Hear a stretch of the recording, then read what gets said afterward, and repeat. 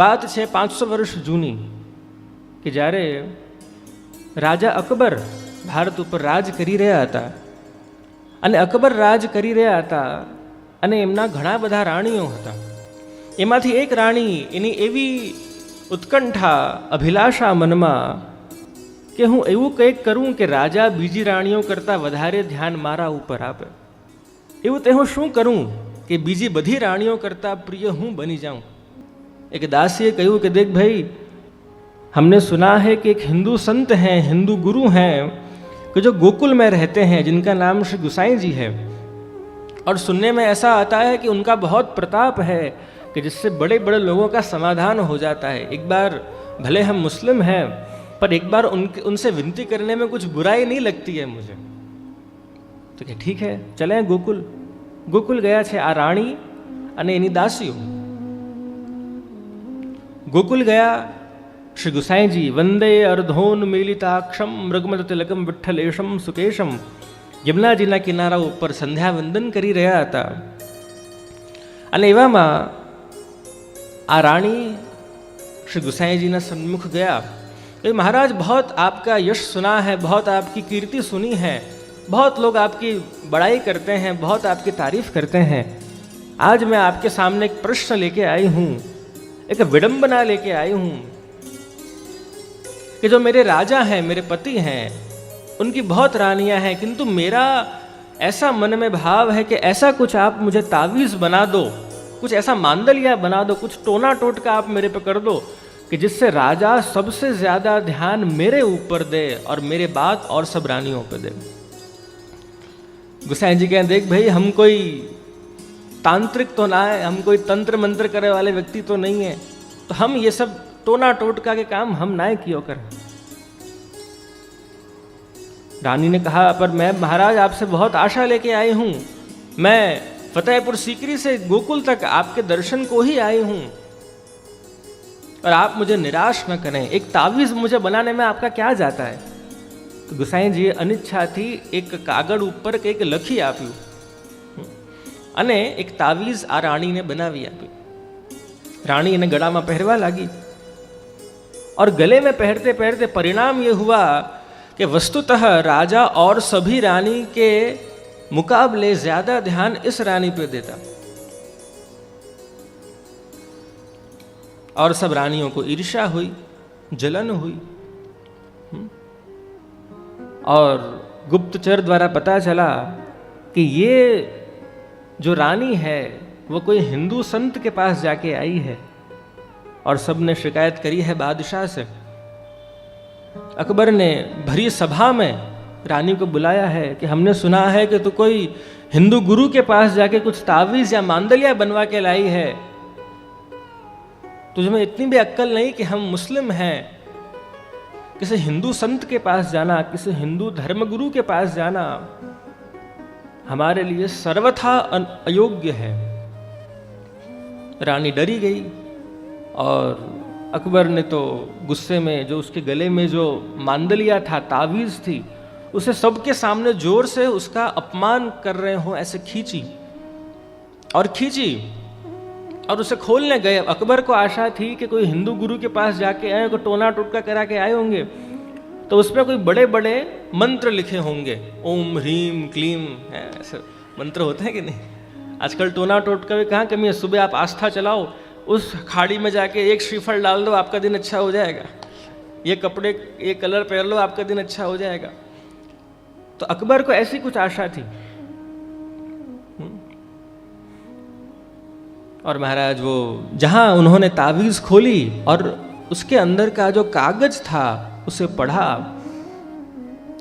उसमें लिखा हुआ था कि कामन कोमन टोटका ये सब डारो छोड़.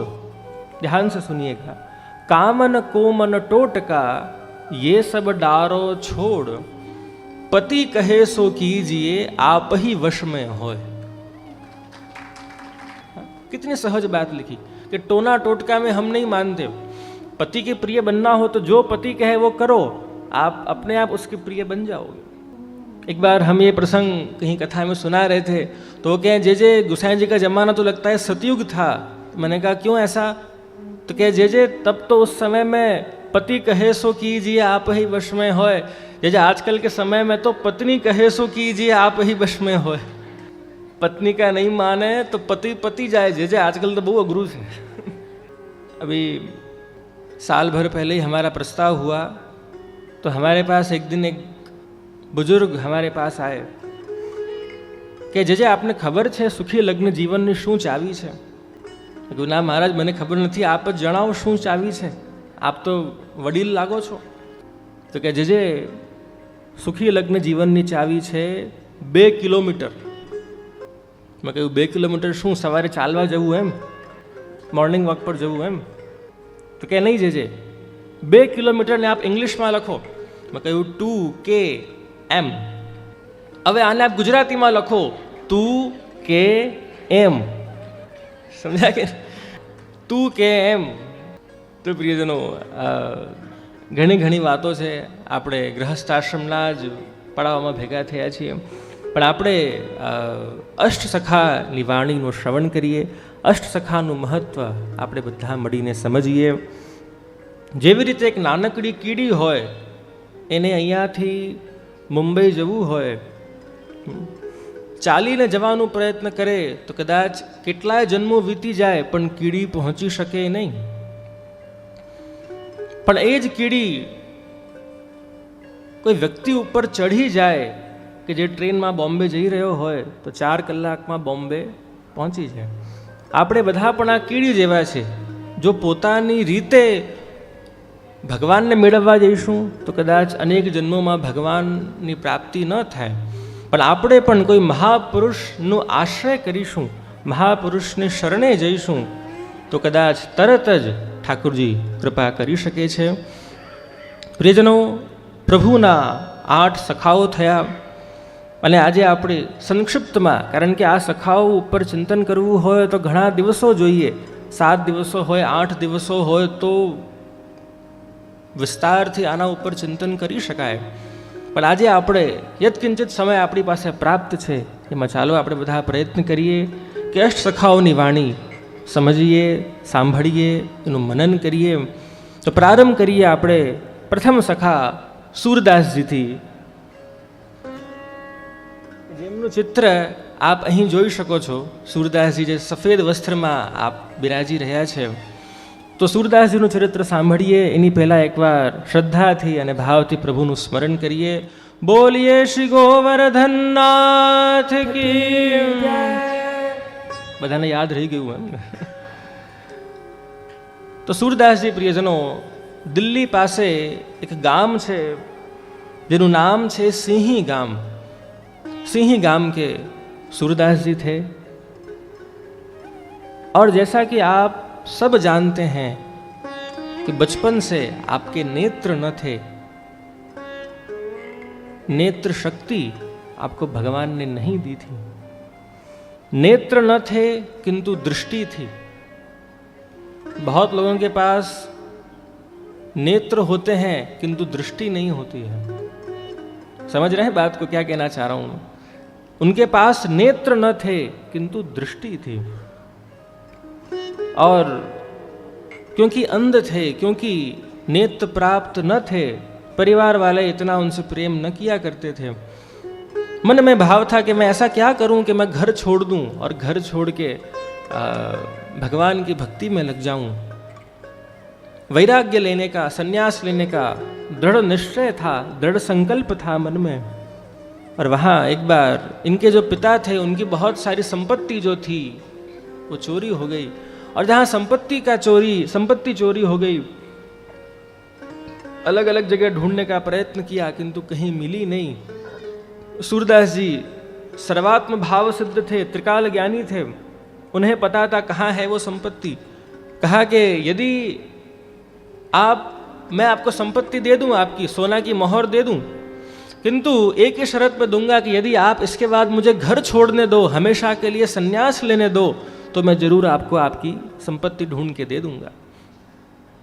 परिणाम यही हुआ, उन्होंने सोना की मोहर ढूंढ के दे दी, और निकल गए हैं ब्रज की ओर, कृष्ण की प्राप्ति में निकल दिए हैं और ब्रज में जाके सूर स्वामी बन गए हैं, क्योंकि बहुत अच्छा गाया करते थे, કંઠ બહુ સારું હતું અને જ્ઞાની પણ બહુ હતા અને એટલા માટે આચાર્ય ગુરુ બની ગયા છે. પણ એકવાર મનમાં વિચાર આવ્યો કે હું તો નીકળ્યો હતો ઘરેથી ભગવદ ભક્તિ કરવા અને અહીં તો હું પોતે જ ગુરુ બની ગયો છું. એટલે એક સાચા ગુરુની તલાશ હવે સૂરદાસજીના મનમાં થઈ અને એટલામાં જ પૃથ્વી પરિક્રમા કરતા કરતા જગતગુરુ શ્રીમદ વલ્લભાચાર્ય મહાપ્રભુ શ્રી ગિરિરાજજીની તળેટીમાં આવ્યા છે કે જ્યાં સૂરદાસજી અને શ્રી મહાપ્રભુજી પ્રથમ વાર મળ્યા છે અને મળતા જ મન પવિત્ર બન્યું છે, મળતા જ મન શાંત બન્યું છે. ઘણા લોકોને આપ મળો ને પ્રિયજનો, તો એમને જોતા જ દર્શન કરતા જ મન શાંત બની જાય, મન પાવન બની જાય. અમારા તાજજી, અમારા શ્રી દ્વારકેશલાલજી મહારાજ શ્રી, એમના દર્શન કરતા જ મન શાંત બની જાય. આ બધાને તો અનુભવ છે. કંઈ બહુ બોલશે નહીં, બોલવાનું કામ એમણે અમને બધાને સોંપી દીધું છે. એ બહુ બોલશે નહીં, બહુ શાંત રહેશે, પણ મહાપુરુષોનું દર્શન જ મનને પાવન કરનારું છે. મોટા આચાર્યોના આપ દર્શન કરો, એ ભલે બહુ કંઈ આપથી વાર્તાલાપ નહીં કરશે, પણ એ લોકોનું સન્નિધાન, એ લોકોનું ભજન જ એવું હોય કે જોતા જ મન શાંત બની જાય, મન પાવન બની જાય. તો સૂરદાસજીને પણ એવું લાગ્યું છે કે આ તો કોઈ એવા દૈવી પુરુષ છે, દિવ્ય વિભૂતિ છે કે જેમના મને શરણે જવું જોઈએ. શ્રી વલ્લભના સન્મુખ થયા છે અને वैष्णव बात करी कि महाराज ये बहुत बड़े गायक हैं, इनका नाम सूर स्वामी है. तो कि महाप्रभु जी के अच्छा, हमने सुना है कि आप बहुत अच्छा गाते हैं, कुछ गा के सुनाइए. तो गाया, कीर्तन उन्होंने किए हैं कि हों हरि सब पतितन को नायक, हों हरि सब पतितन को टीको, कि मैं इस जगत में सबसे भ्रष्ट व्यक्ति हूँ, मेरे जैसा पापी कोई है नहीं. दुख के पद गाए, खुद को जाने जैसे कोस रहे हों. श्री महाप्रभु जी ने कहा, सूर हो के काहे घिघियात हो, कछु भगवल लीला गाओ. अरे आप तो सूर हो, और सूर हो के क्यों गिड़गिड़ा रहे हो कि मुझे कुछ आता नहीं है, मैं पतित हूं, मैं पापी हूं. आप तो सूर हो, कुछ भगवत लीला गाओ. और तब वहां श्रीमद महाप्रभु जी ने 10वें स्कंद की और श्रीमद भागवत जी की सिर्फ अनुक्रमणिका, यानी कि उसका इंडेक्स, उसके विषय वस्तु खाली पढ़ के सूरदास जी को सुनाए. और जो सूर स्वामी खुद के दोषारोपण के कीर्तन लिखा करते थे, उन्होंने प्रारंभ किया, ब्रज भयो महर के पूत जब यह बात सुनी. नंद महोत्सव का वर्णन किया है और श्री वल्लभ ने कहा है, अरे भाई सूरदास जी, कृष्ण को मार्ग तो आनंद को है, कृष्ण को मार्ग वैरागी इनको और सन्यासी इनको नहीं है. जाकू ये भक्ति के पथ पे आनो है, ये तो पिबत भागवतम रसमालयम मुहुरहो हो रसिका भुवि भावुका. ये तो भागवत धर्म तो रसिकों का मार्ग है, जो भावुक लोग हैं, जिनके मन में भाव है, श्रद्धा है, जिनका मन कोमल हो चुका है, उनके लिए यह मार्ग है. देखिए ना, गुसाई जी का ये प्रसंग आता है. गुसाई जी ની પાસે બે ભાઈ ગયા ઠાકોરજી પુષ્ટાવા માટે. તો ગુસાઈજીએ પ્રશ્ન કર્યું પહેલા મોટા ભાઈને કે તને શેનો શોખ છે? કે મહારાજ હું તો વૈરાગી છું, મને શેનો શોખ છે નહીં. નાના ભાઈને પ્રશ્ન કર્યું કે તને શેનો શોખ છે? કે પ્રભુ મને તો કપડાનો એ શોખ, સંગીતનો એ શોખ, સુગંધનો પણ શોખ. तो गुसाई जी ने कहा कि मैं छोटे के माथे ठाकुर जी पधराऊंगा, बड़े के माथे पधराऊंगा नहीं. जिसको खुद को ही फटे हुए कपड़े पहनने वांधा नहीं हो, वो ठाकुर जी को क्या श्रृंगार धराएगा? जिसको खुद को ही उबाले हुए आलू पसंद हो, वो ठाकुर जी को क्या सामग्री भोग धराएगा? वो क्या मोहनथाल धरेगा, क्या जलेबी धरेगा? तो यह मार्ग तो रसिकों का मार्ग है. पिबत भागवतम रसमालयम मुहुरहो हो रसिका भवे भावुका. प्रियजनों, कृष्ण की प्राप्ति होते ही सूरदास जी भक्त बने हैं, सूर स्वामी बने हैं, सूर दास. और ऐसे सूरदास जी को हम सभी मन से प्रणाम करते हैं, मन से नमन करते हैं, मन से वंदन करते हैं। यहाँ जो ध्यान देने की बात है वह यह है कि जब कृष्ण जीवन में आते हैं तो जीवन रसमय बन जाता है, जीवन आनंदमय बन जाता है। श्री वल्लभ ने ठाकुर जी के लिए कहा कि अधरम मधुरम वदनम मधुरम नयनम मधुरम हसितम मधुरम हृदयम मधुरम गमनम मधुरम मधुराधिपते अखिलम मधुरम। हमारे प्रभु का तो सब ही मधुर है। कृष्ण में कितना आनंद है, कृष्ण में कितना प्रेम है, कृष्ण में कितना रस है, मैं आपको एक उदाहरण से समझाता हूं। देखिए, तीसरी काली करो तो भाई कीर्तनिया जी, तीसरी काली करो तो।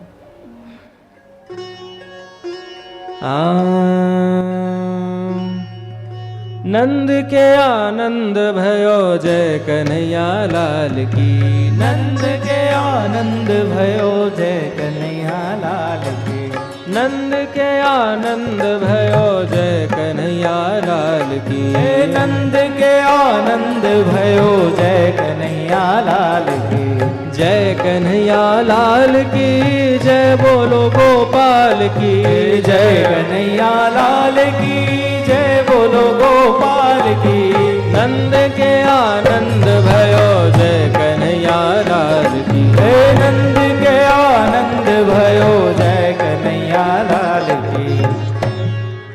अब पहले कथा सुन लो, फिर रसिया का आनंद लो और फिर घर जाके क्रिकेट का आनंद लो, क्योंकि आज फाइनल मैच है, हमें भी देखनी है, आपको भी देखनी है। तो प्रियजनों, कृष्ण में आनंद है, जहाँ कृष्ण है वहाँ आनंद है, जहाँ कृष्ण है वहाँ रस है। विदेशों में कई बार हमको लोग कहते हैं कि जे ये सब जो कीर्तन है, भजन है, ये सब हिंदी, गुजराती, ब्रजभाषा में क्यों है, इनको आप इंग्लिश में लिखो ना। क्या कहते हैं कि ये सब जे भजन हमारे बच्चों को समझ में आ सके, उसके लिए आप इन सब भजनों को इंग्लिश में लिखो।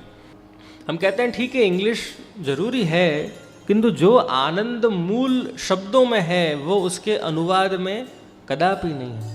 अब यहाँ हमने गाया नंद घेरा आनंद भयो जय कन्हैया लाल की, तो आप सब नाच, हाथ ताली पाड़ने लगे, गाने लगे, और गाता तो आप सब नाचने लगते। अब इसे आप इंग्लिश में करके देख लो, नंद घेरा आनंद भयो जय कन्हैया लाल की, इसका इंग्लिश क्या होगा? Today is happiness in Nandrai ji's house, hail to Krishna, hail to Krishna. अभी हमने गाया कान्हा पिचकारी मत मार, मेरे घर सास लड़ेगी, इसको आप अंग्रेजी में करके देखो, ओ कान्हा डोंट ब्लो पिचकारी on me, my mother in law will scold मी, सास डुकरिया मेरी बड़ी खोटी, गारी देगी न देगी मुँहे रोटी, my mother in law is very notorious, she will scold me and not give me chapatis today. तो जो आनंद मूल शब्दों में है वो उसके अनुवाद में कभी नहीं हो सकता है। प्रयत्न कीजिए कि आप भी मूल ग्रंथों का अध्ययन करें, वांचन करें, और आपके बालक भी। नमामि यमुनामहं सकल सिद्धि है तुम मुदा, जो आनंद इसमें है वो आनंद गुजराती में क्या गाते हैं आप लोग, वो कृष्णना चरणारविंदनी रज थकी शोभी रया। अब जो आनंद नमामि यमुनामहं सकल सिद्धि है तुम मुदा, मुरारी पद पंकज स्फुरद मंदरेणुत्कटाम, ये बोलने में जो आनंद है वो उसके अनुवाद में नहीं हो सकता है। अतः हम प्रयत्न करें, मूल भाषा को जानें, तो कृष्ण जहाँ है वहाँ आनंद है, कृष्ण जहाँ है वहाँ रस है, कृष्ण जहाँ है वहाँ प्रेम है। उसी का अनुभव सूरदास जी को हुआ है, और अब तो वो भगवदीय वैष्णव बन चुके हैं, और उनके जहाँ कीर्ति सब जगह फैलने लगी, एक देशाधिपति ने एक प्रतियोगिता रखी कि आप में से, कवियों में से जो सूरदास जी के पद मेरे पास लेके आएगा उसको मैं इनाम दूंगा, उसको मैं अवार्ड दूंगा। परिणाम ये हुआ कि अलग अलग कवि झूठे सूरदास जी के कीर्तन एक कागज में लिख लाए, झूठे कीर्तन लिख लाए, पर राजा समझ गया कि ये कीर्तन सूरदास जी की नहीं, उनकी वाणी में अलग ही पवित्रता है, उनकी वाणी में अलग ही दिव्यता है। राजा ने एक उपाय किया कि वहाँ एक तालाब था, तो वहाँ जो कागज पे वो सब भजन लिखे हुए थे, कीर्तन लिखे हुए थे, એ બધા કાગળોને પેલા તળાવમાં રાખ્યા. તો જે બધા જૂઠા કીર્તનો હતા એ બધા ડૂબી ગયા અને સુરદાસજીનું લખેલું કીર્તન તરી ગયું. અને આપણને બધાને સંદેશ આપ્યું કે જ્યાં ભગવાન નામ છે એ વસ્તુ તરી જાય છે. જેમ જ્યારે રાવણને મારવામાં પણ રામ સેતુ બાંધવામાં આવી, તો વાનરોએ બધાએ જ્યાં રામ નામ લખ્યું પથ્થર ઉપર એ પથ્થર તરી ગયા. અને એટલા માટે જ્યાં ભગવાન નામ છે એ વસ્તુ તરી જાય છે. ઘણા ઘણા પ્રસંગો સુરદાસજી સાથે થયા છે. જો શ્રૃંગાર શ્રીનાથજી ધરતે, જૈસી પાગ ધરતે, જૈસા મુકુટ ધરતે, એવું જ એનું આબેહૂબ વર્ણન સુરદાસજી પોતાના કીર્તનોમાં કરતા. લાલ પાગના શ્રૃંગાર હોય તો બાંધે કસુંબી પાગ લાલ માઈ બાંધે કસુંબી પાગ. મુકુટના શ્રૃંગાર હોય તો બન્યો મોર મુકુટ નટવર વપુ શ્યામ સુંદર कमल नयन. जैसा श्रृंगार प्रभु धरे, अब नेत्र नहीं थे तो सबको आश्चर्य हो कि इनके नेत्र तो है नहीं, तो ये प्रभु का वर्णन किस प्रकार कर लेते हैं. उन्हें बालकों को लगा कि कोई मुखिया जी या भितरिया जी इनको चुपचाप सब बता देते होंगे. एक बार उन्होंने एक योजना बनाई, एक युक्ति की कि सभी मुखिया जी और भितरिया जी को सेवा में से निष्कासित किया, बाहर निकाला और बालकों ने श्रृंगार धरे, विचित्र श्रृंगार धरे. और सूरदास जी को कीर्तन में बैठा है कि सूरदास जी आप रोज बहुत अद्भुत वर्णन किया करो हो, आज आप कीर्तन करके बताओ. और सूरदास जी ने वहां गाया, देखो री हरि नंगम नंगा. प्रभु का वस्त्र नहीं धराए, बालकों ने श्रृंगार नहीं धराए. सूरदास जी ने कहा, जलसुत भूषण अंग विराजत, बसन हीन छवि उठत तरंगा. आज प्रभु वस्त्र बिना कुछ अलग ही शोभा दे रहे हैं. और तब सब बालक मान गए हैं कि इनमें कुछ दिव्य शक्ति है कि जिसके कारण प्रभु को ये इतने प्रिय हैं और प्रभु को ये और इतने प्रिय हैं.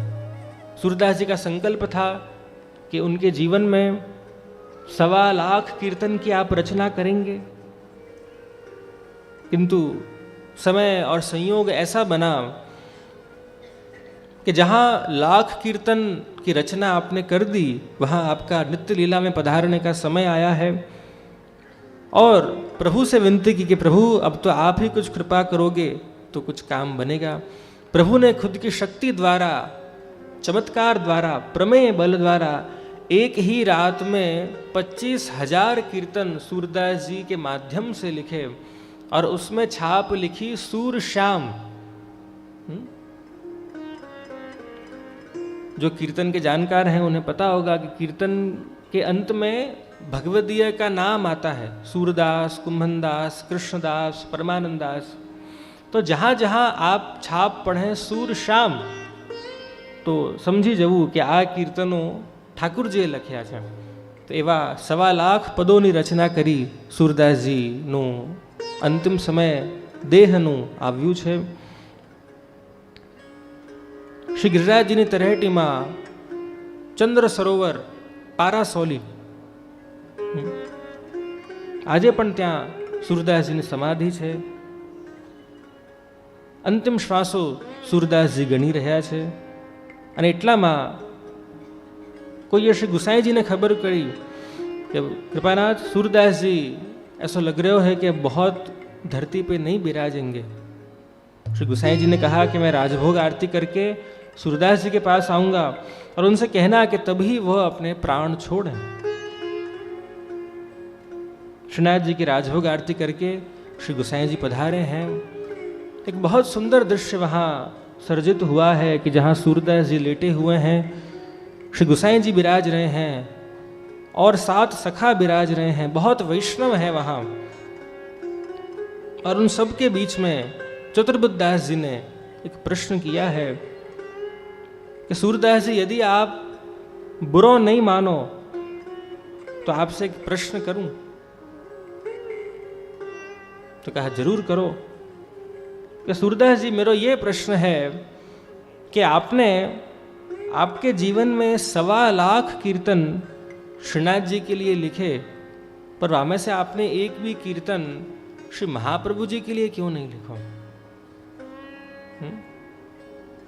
आपने 1.25 लाख पद श्री जी के लिए लिखे, उनके गुणगान में लिखे, उनकी स्तुति में लिखे, किंतु आपने एक भी कीर्तन श्री वल्लभ के गुणगान में क्यों नहीं लिखा? सूरदास जी ने कहा कि न्यारो देख तो न्यारो गा तो।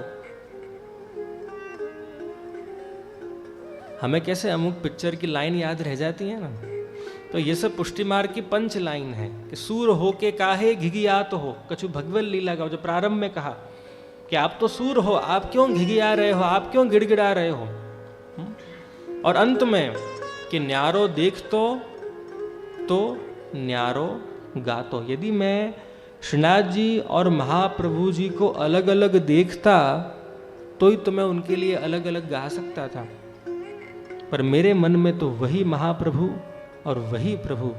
और उन्होंने कहा सूर कहा कहे द्विविध आंधरो, बिना मूल को चेरो, भरोसो दृढ़ इन चरणन केरो। मेरा तो पूर्ण विश्वास, पूर्ण भरोसा इन चरणों में है। और कहा कि सूर कहा कहे कि मैं तो क्या कहूं, क्योंकि मैं तो 2 प्रकार से अंध हूं, एक मैं फिजिकली अंध हूं और दूसरा श्री जी को और श्री वल्लभ को अलग अलग देखने में भी मैं अंध हूं। और उन्होंने यह बहुत सुंदर कीर्तन की वहां रचना की है। तो चलो ये हम सब मिलके थोड़े समय के लिए इस कीर्तन का श्रवण करें, इस कीर्तन का भाव समझें और इस कीर्तन में निमग्न हो जाएं।